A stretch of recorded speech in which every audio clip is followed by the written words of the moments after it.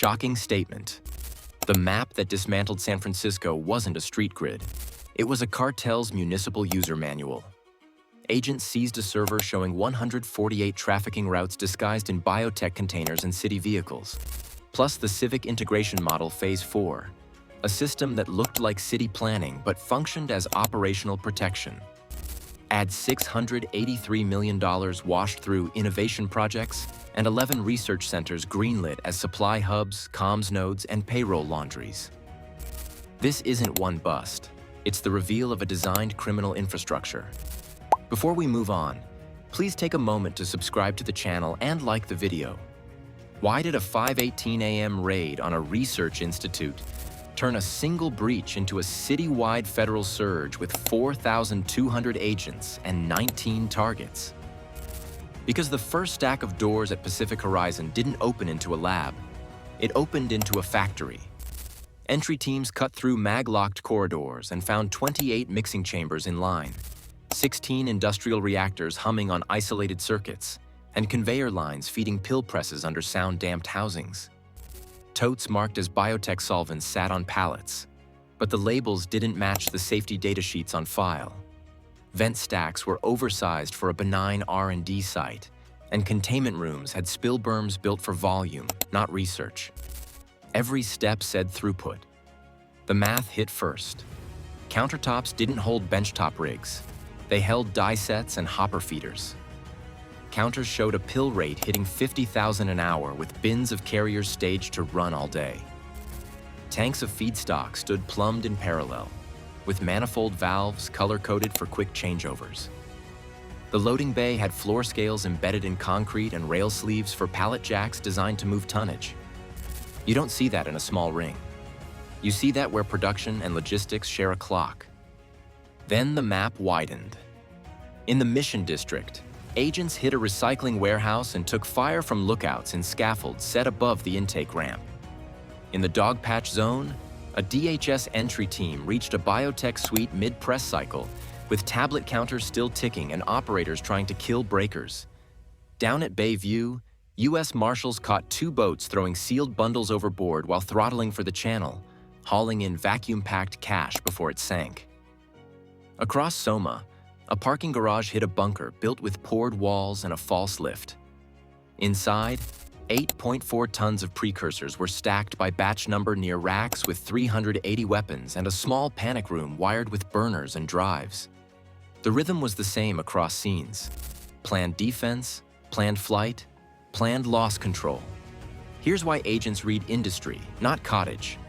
A dual-station press with good dies and steady feed will put out tens of thousands of tablets per hour. Scale that across multiple stations, and you pass DEA Superlab benchmarks fast. 16 reactors with proper mixing volumes push reaction runs in batches big enough to justify tanker deliveries. Solvent volumes on site, measured by tote counts and turnover, point to industrial solvents handled by the drum, not the jug. And precursor-to-product ratios, once you spot binders and cutting agents staged in bulk, land in the range tied to large-scale output, not test runs. Those ratios don't lie. Then the server rack spoke. Agents pulled a digital map with 148 corridors running from Northern California to Texas, Illinois, and Tennessee. Routes listed safe houses, bribe calendars, and rapid route days that shifted loads when pressure spiked. Shipments rode under biotech covers, education samples, and city development equipment, and often moved in city-owned vehicles. That kind of disguise works when your network borrows the look and schedule of honest freight. Redundant lanes, planned choke point detours, and clocked handoffs are what you see in real logistics. Built to hide variance, not resist it. At that point, the pattern was clear. Routes that dodge choke points need access to calendars and gate lists. Disguises that pass inspection need the right labels and the right badge at the right hour. Vehicle keys from public fleets don't land in street crews by luck. The raid stopped calling it a lab and started calling it a supply chain wired into city systems. If the engine ran that hard, it needed a shield to run that clean. A shield built with approvals, schedules, and access. So who drafted it, and what playbook did they use? How does a city planning model double as a protection blueprint for narcotics production and distribution? Investigators found the Civic Integration Model Phase 4 on a workstation labeled as Urban Coordination Software. The folder tree carried traffic models, dispatch ladders, and maintenance rosters. Next to it sat 3 encrypted drives in biometric safes and a satellite uplink that handed bursts to an external relay every 6 hours. The software didn't just map streets, it mapped authority. It ingested shift calendars, permit queues, and fleet availability, then proposed efficiency windows that lined up perfectly with covert movement. The uplink kept the clock synced with operators outside the city, and the safes stored route changes keyed to specific personnel. Money gave the model weight. Bank trails showed $683 million routed through 32 shell companies flagged as innovation labs and sustainability pilots. Each moved grant tranches and vendor payments with recurring memos for research, outcomes, and community partnerships. Those shells sponsored 11 approved research centers with clean signage and quiet docks. Inside, pallets of precursors came in as lab solvents, servers mirrored comms nodes, and HR files masked payroll for couriers, watchers, and fixers. The approvals looked routine on paper. Zoning variances for light industrial R&D, permits for chemical storage with low-risk hazard codes, and procurement for emissions abatement gear that doubled as air handling for drug reactions. The network rested on 6 embedded clusters. Police and first responders controlled the siren map. Who rolls, when, and how long a scene stays hot. Port and airport security set gate priorities and inspections, shaping which containers randomly clear. Logistics and trucking arranged yard swaps and after-hours pulls that erase a trail. Building inspections and zoning determined where a door can exist and how often someone checks it. Waste and chemical disposal handled manifests, letting precursors move out as spent solvent or lab byproduct. Warehouse and utility access managed keys, meters, and planned outages that screen movement under legitimate maintenance. City processes became the camouflage. Permitting workflows created quiet lanes. If an address carried an open application and an inspection window, loads moved under review with fewer questions. Inspection schedules, once known, let operators shift stock the day before a visit and stage clean rooms for compliance photos. Fleet routing put city vehicles on the same streets at the same times as shipments, and GPS pings gave cover as coincident proximity. Prior cases have shown how municipal systems can hide illicit trade. Port bribery rings that pre-clear containers, sanitation routes used to mass contraband pickups, and building inspectors paid to delay red tags until loads pass.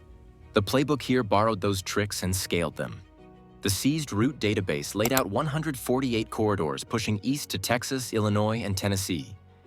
Each route listed safe houses by alias, bribe calendars pegged to paydays and budget cycles, and alternates that pivoted around construction zones and special events.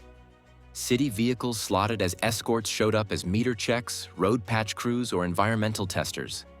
Development equipment, graders, lifts, water trucks, blocked lanes just long enough to push a convoy through, then cleared with work orders logged in the system minutes later. The money moved with equal discipline. Shell nonprofits claimed R&D outcomes with thin deliverables and repeat vendors billing the same scope across multiple entities. Invoices looped funds between related accounts, creating round trips that looked like subcontracts. Pay stubs listed consultants who matched courier rosters. Red flags stacked up. Identical invoice language, exact dollar repeats, and grant reports padded with template metrics. The result wasn't growth, it was payroll and protection. Then the trail walked into the mayor's suite.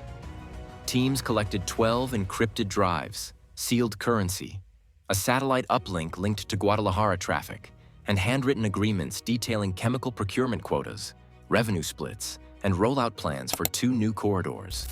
The signatures matched travel logs and meeting calendars. The Civic Integration Model. Phase 4 read less like planning and more like doctrine.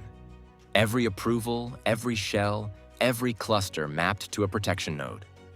The architect didn't build roads. They built the shield around them. With the shield identified, the next move hits hard. Warrants, seizures, resignations, and a city forced to run without its hidden operating system. Now the question isn't who ran it.